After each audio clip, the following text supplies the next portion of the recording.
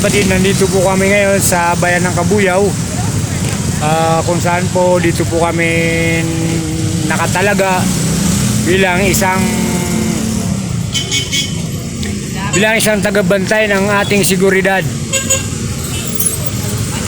Nais po namin hingiin ang inyong suporta at pahintulot na aming gawin ang aming layunin o aming gawin ang aming kagustuhan na makatulong sa mamamayan dito sa bayan ng Kabuyaw.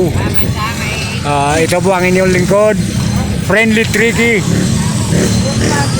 Ricky Malabi Alonto. Humihingi po ng permiso sa inyong lahat na sana po ay inyong pahintulutan ang aking pong magandang intention sa ating bayan o dito sa bayan ng Kabuyaw at sa higit sa lahat po sa buong Pilipinas, para po tayo ay magkaroon ng pagkakaisa, pagtutulungan upang po umunlad ang bawat isa sa atin, lalong-lalo na po ang ating bansa.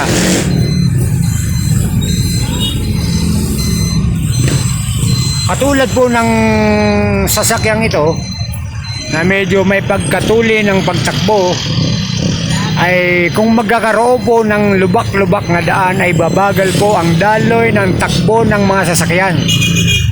Kaya po ang gusto ko po sanang hingin ang inyong suporta upang maituwid po natin ang mga daang liko-liko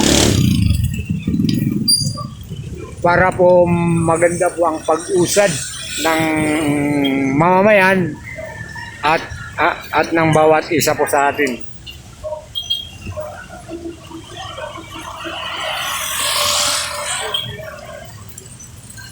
Kayo po ay magkaisa upang magkaroon po tayo ng kapayapaan sa ating mga sarili, higit sa lahat sa ating bansa.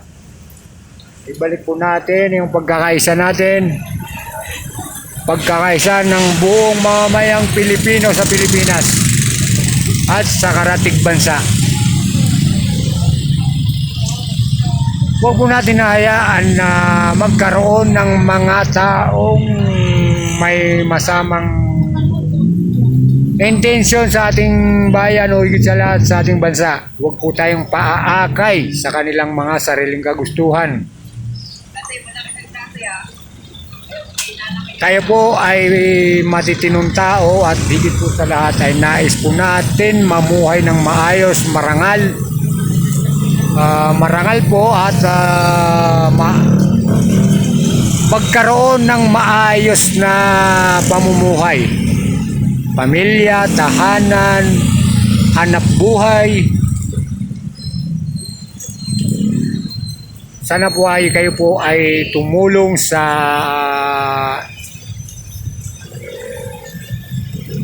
pangarap ng inyong lingkod para sa ating bansa o higit sa lahat sa mga taong nangangailangan ng ating pagdamay, malasakit, pagmamahal.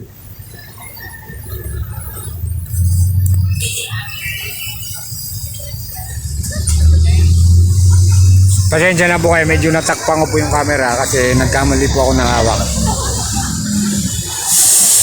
Mga kapatid, kung ini pong pagmamasdan ng nangyayari sa ating bansa sa ngayon, ay medyo po may mga dumarating sa atin na problema na kailangan natin